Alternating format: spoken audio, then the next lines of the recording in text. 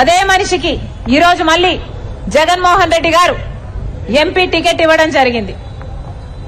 ఇది న్యాయమో కాదో, ఇది ధర్మమో కాదో ప్రజలందరూ ఆలోచించాలి.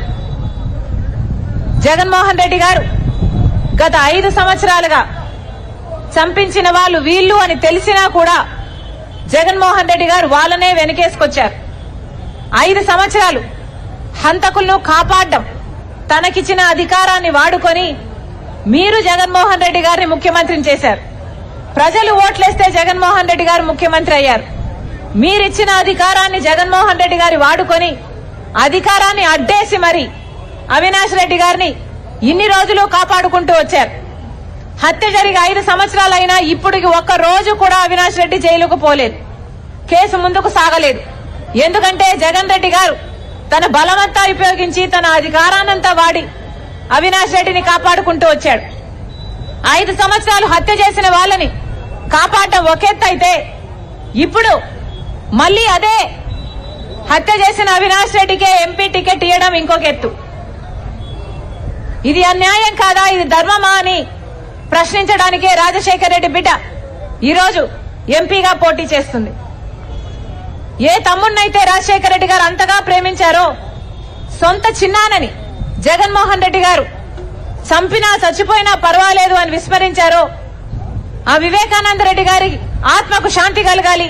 రాజశేఖర్ రెడ్డి గారి తమ్ముడికి చేయాల్సిన గౌరవం ఇది కాదు. వివేకానంద రెడ్డి బిడ్డ డాక్టర్ సునీత అయితే ఈ రోజు వరకు ప్రతి గడప తడుతూనే ఉంది, ప్రతి ఇంటికి పోతుంది.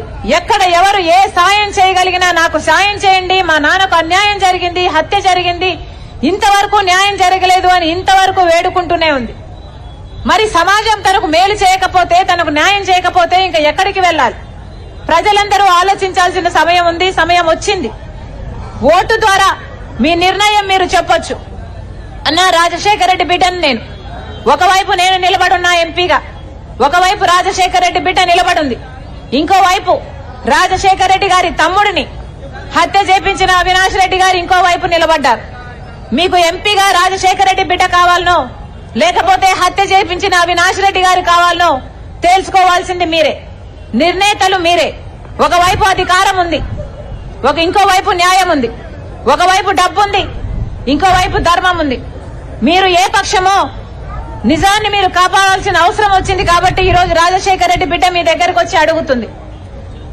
ఇంకోటి కూడా చెప్తున్నా, నేను ఈ కడప గడ్డ మీద పుట్టాను, నేను కడప ఆడబిడ్డను, రాజశేఖర రెడ్డి బిడ్డను. పులి కడుపున పులే పుడుతుంది. ఏ రాజశేఖర రెడ్డి గారు మీకు సేవ చేశాడో, ఏ వివేకానంద రెడ్డి గారు మీకు సేవ చేశారో అదే పదవికి, అదే ఎంపీకి రాజశేఖర రెడ్డి బిడ్డ పోటీ చేస్తుంది. మీరు ఆశీర్వదించండి. రాజశేఖర రెడ్డి గారు మీకు సేవ చేసినట్టు, వివేకానంద రెడ్డి గారు మీకు సేవ చేసినట్టు రాజశేఖర రెడ్డి బిడ్డ మీ బిడ్డ అవుతుంది, మీ బలం అవుతుంది. మీకు ఎక్కడ అవసరం ఉంటే అక్కడ ఆదుకుంటా, మీకు ఎప్పుడు అవసరం ఉంటే అప్పుడు ప్రత్యక్షం అవుతా, మీ దగ్గరే ఉంటా. మీరు ఆశీర్వదించండి.